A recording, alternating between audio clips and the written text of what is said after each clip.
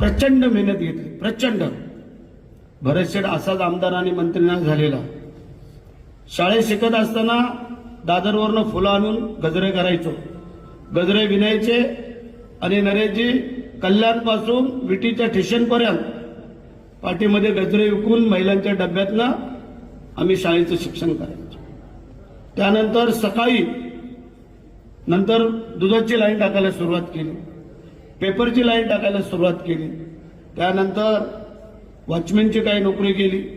त्यानंतर ते मिलमध्ये कपड्यांचे नाही ते सटाक फटाक आवाज येतो ते, त्याच्यामध्ये नोकरी केली आणि शेवटला सीताराम मिलमध्ये नोकरी केली. थोडं उलट्या पालट्या लाईनीला गेलो आम्ही. त्या लाईनीला गेलो नसतो तर भरतशेठ काय आमदार झाला नसता. पण एक आहे, आज आई नाही आले.